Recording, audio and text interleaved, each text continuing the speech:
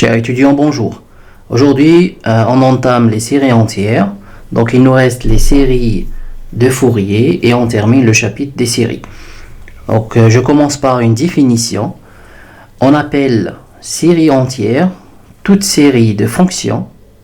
Donc, série entière est un cas particulier des séries de fonctions dont le terme général est donné par la forme an x puissance n, où an est une suite réelle et x appartenant à R. Une série entière est appelée ou bien est notée la somme de an x puissance n. Comme pour les séries de fonctions, on cherche le domaine, c'est-à-dire on cherche le domaine qui rend cette série entière convergente. Donc si la série est convergente sur un domaine D appelé D, cela permet de définir la fonction, donc la fonction f de x, où x donne la somme jusqu'à l'infini de an xn sur D, le domaine de convergence. Allez, un exemple. Je considère la série entière suivante. Donc la somme de n égale à 0 jusqu'à l'infini, donc la somme de n égale à 0 jusqu'à l'infini de xn sur n factoriel. Très bien, je vais utiliser le critère d'Alembert pour étudier la convergence. Bien sûr, c'est une fraction, le critère d'Alembert est plus approprié. Donc j'écris la limite lorsque n tend vers plus l'infini, et j'écris xn plus 1 sur n plus 1 factoriel, le tout divisé par xn sur n factoriel. Et vous calculez la limite, donc ce sera la limite.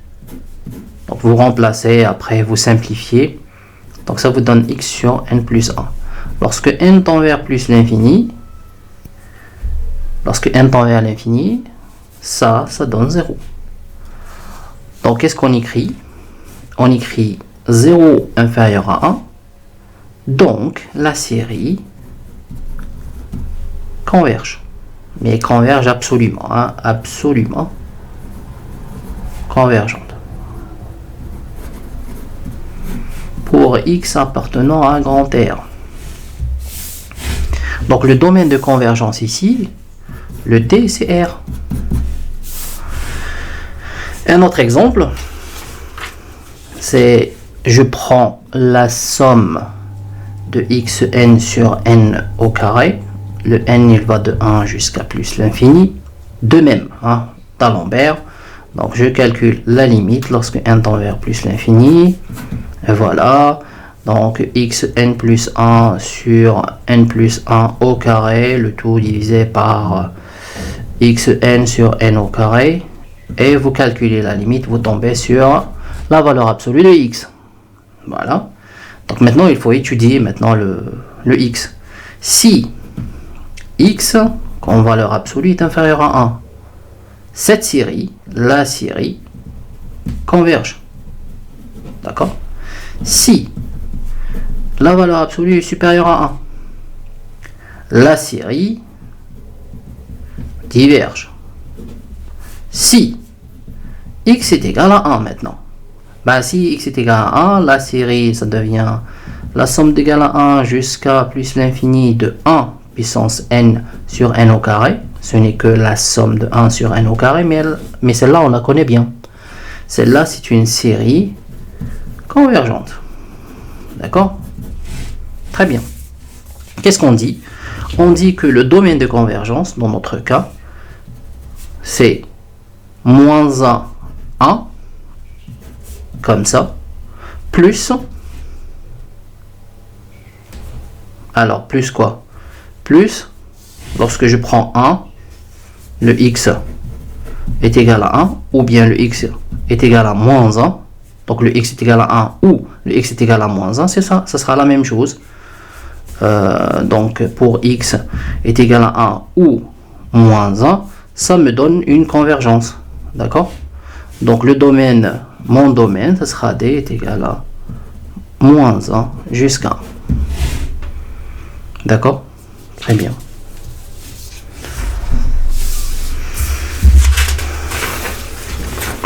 Je passe maintenant au concept du rayon de convergence. Rayon de convergence. Donc, soit une série entière, alors il existe un unique nombre réel, grand R, supérieur ou égal à 0, tel que la somme de an xn converge absolument dans moins r, dans le domaine moins r, et elle diverge si x est supérieur ou inférieur à moins r. Donc supérieur à r, ça diverge, inférieur à moins r, ça diverge, entre moins r et r, ça converge. Donc le rayon de convergence, dans notre cas c'est R, d'une série caractérisée par, donc si je prends x en valeur absolue est inférieur à R, et donc la série est convergente, mais absolument, si la valeur absolue de la valeur absolue de x est supérieure à R, strictement supérieure à R, cette série diverge. Si x est égal à R, donc les bornes du domaine, le cas est douteux, donc on ne sait pas, on ne peut pas conclure. Donc on ne peut rien dire sur la nature de la série. Si la valeur absolue de x est inférieure ou égale à petit r, qui est nettement inférieur à r, ou petit r est supérieur à 0, la série est normalement convergente. Alors, comment on calcule le rayon de convergence? Donc, proposition, soit une série entière, le rayon de convergence grand R est donné par la relation suivante. Donc, on écrit 1 sur R est égal à la limite, lorsque n tend vers plus l'infini, de an plus 1 sur an. D'accord? Ou bien, ça c'est une façon de calcul, ou bien la limite n tend vers plus l'infini de la racine nème de an. Voilà. On prend la valeur absolue ici parce que sous la racine on ne peut pas avoir quelque chose de négatif. Alors, exemple, je prends la somme de n égale à 0 jusqu'à plus l'infini xn sur n factoriel. Donc an c'est quoi dans notre cas? Donc la somme de n égale à 0 jusqu'à plus l'infini. Donc je peux écrire comme ça. C'est xn fois 1 sur n factoriel. Dans notre cas an, ce n'est que 1 sur n factoriel. Donc an, c'est 1 sur 1 factoriel. On utilise le critère d'Alembert. D'accord? Donc on utilise cette partie pour calculer le 1 sur R. Donc on écrit 1 sur R est égal à la limite, lorsque n tend vers l'infini, de an plus 1. Bah, tu remplaces. Ça sera 1 sur n plus 1 factoriel. Ça donne ça. Divisé par 1 sur n factoriel. Par la limite, tu vas la calculer. Tu trouves que ça donne 0. Dans notre cas, on dit quoi? Puisque ça donne 0, le 1 sur R, ça donne 0. Donc le R, c'est quoi? C'est plus l'infini. Donc alors, le rayon de convergence R est égal à plus l'infini. La série est absolument convergente pour tout x appartenant à grand R. Un autre exemple, je propose celle-là. xn sur n au carré. De même, donc an, c'est 1 sur n au carré. Et donc 1 sur R, tu appliques, voilà, c'est un calcul banal. Donc ça sera 1 sur n plus 1 au carré, 1 sur n au carré. Tu calcules la limite, tu tombes sur 1.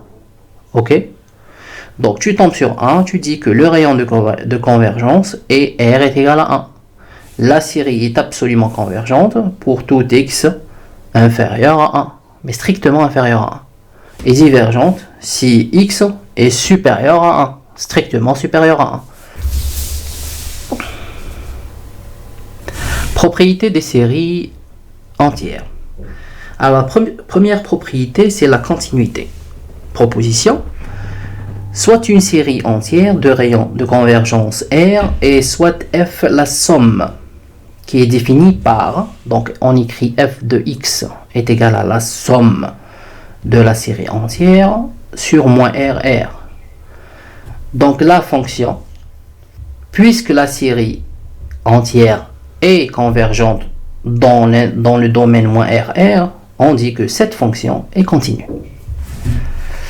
Deuxième proposition qui concerne la dérivation, soit une série entière de rayons de convergence grand R et soit f la fonction définie sur moins RR par f de x est égal à ça.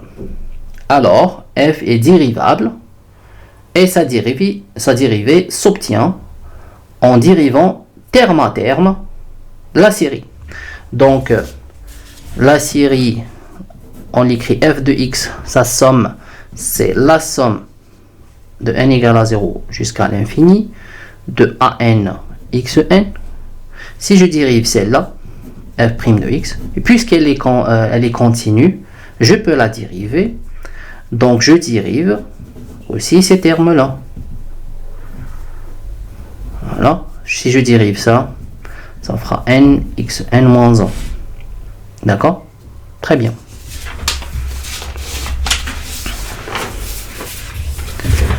Dernière propriété, c'est l'intégration.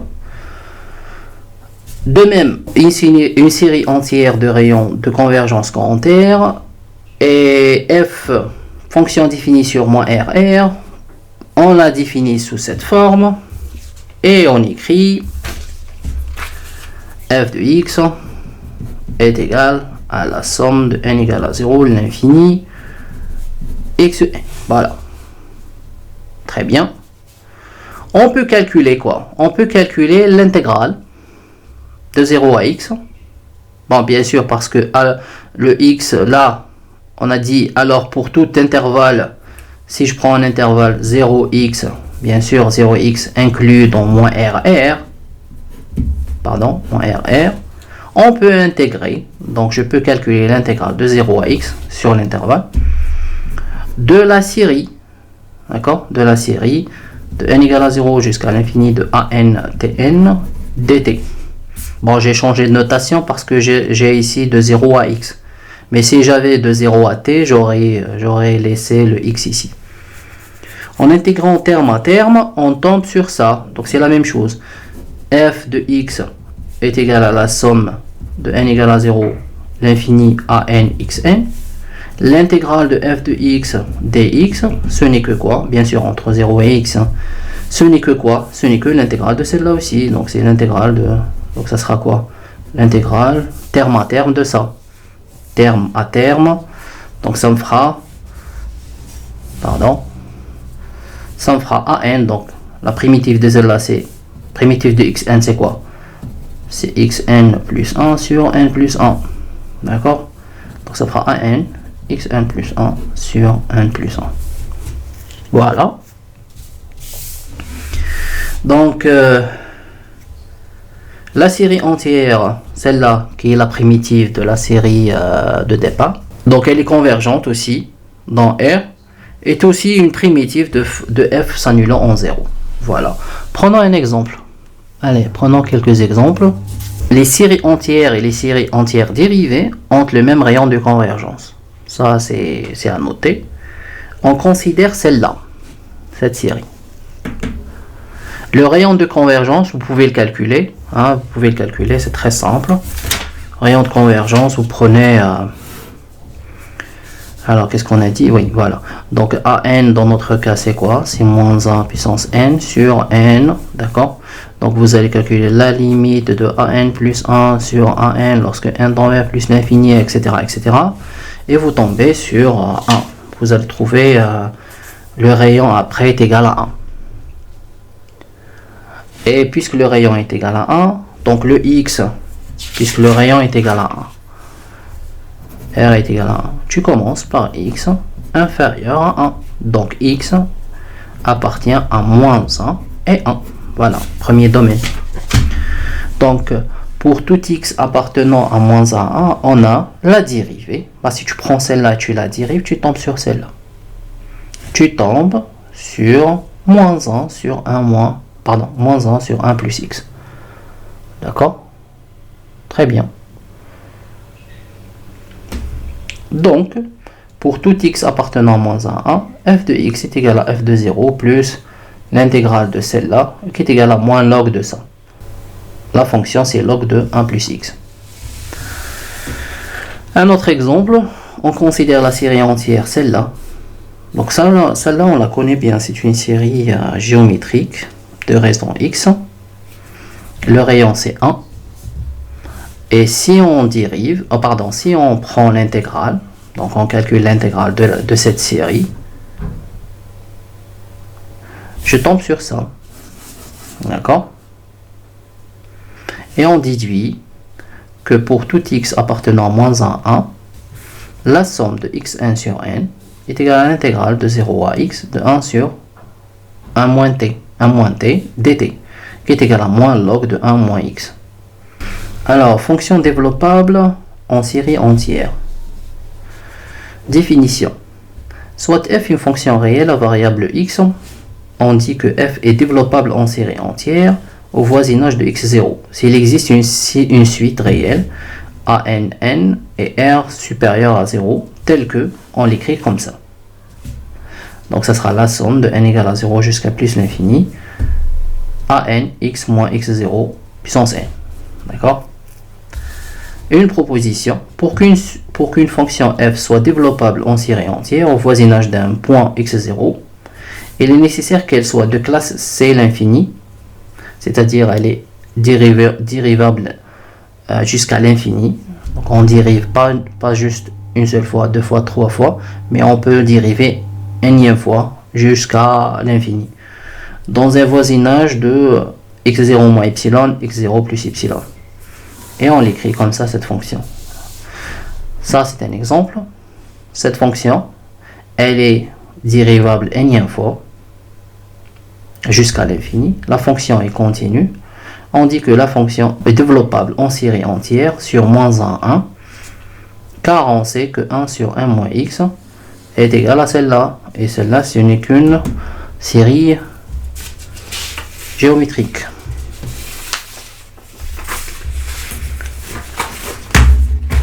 Alors, série de Taylor.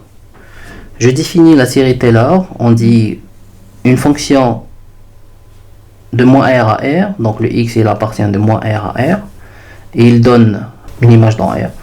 De classe C l'infini, la série entière elle s'écrit sous cette forme. D'accord? Je propose une application de classe C infini dans un voisinage de 0. On suppose qu'il existe un nombre supérieur à 0, nettement supérieur à 0, tel que pour tout n appartenant à grand N et pour tout x appartenant à moins r, la norme de fnx est inférieure ou égale à m. Alors la série de Taylor de f est simplement convergente de moins r et on a f de x est égal à ça. Donc série de Taylor des fonctions élémentaires. Donc c'est juste des exemples de ça. Alors pour exponentielle de x, on l'écrit 1 plus x sur 1 factoriel, etc. Et ça s'écrit comme ça. Donc ça sera la série de n égale à 0 jusqu'à plus l'infini, x1 sur n factoriel. Vous pouvez utiliser cette écriture là pour calculer les fonctions hyperboliques. ch de x, ce n'est que exponentielle x plus exponentielle moins x. Donc d'abord vous remplacez le x par moins, ici, moins x. Vous aurez une autre série, vous faites l'addition avec celle-là et vous divisez par 2, vous tombez sur celle-là. Le sh aussi. Il y a aussi les fonctions circulaires que vous connaissez, sinus et cosinus. Ils sont développables comme ça. Voilà le développement de Taylor de sinus et cosinus. Ça vous le connaissez déjà, vous l'avez déjà fait en L1. La série de binômes, ça s'écrit comme ça. Lorsque vous remplacez le alpha par n demi, ça vous donne un k qui est 1 plus x puissance n demi, c'est la racine de 1 plus x. Et lorsque vous remplacez alpha par moins 1 demi, eh bien, vous tombez sur 1 sur 1 la racine de 1 plus x. D'accord? Donc ici, vous remplacez là 1 demi ou moins 1 demi, et là aussi, vous le remplacez par 1 demi ou moins 1 demi, et vous aurez votre série. De même ici, la fonction 1 sur 1 moins x, on a pour x inférieur à 1. 1 sur 1 moins x, ça donne ça. Si tu remplaces le x par moins x, hein, donc ça fera quoi? 1 sur 1 plus x. Donc ça donne ça. Tu vois? Et si tu intègres cette fonction, allez, tu vas intégrer celle-là. Tu intègres de 0 à x par exemple. Donc tu vas intégrer celle-là aussi, terme à terme. Donc lorsque tu intègres celle-là, tu tombes sur logarithme de 1 plus x.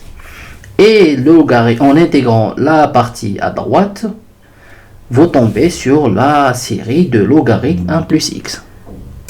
Merci pour votre attention.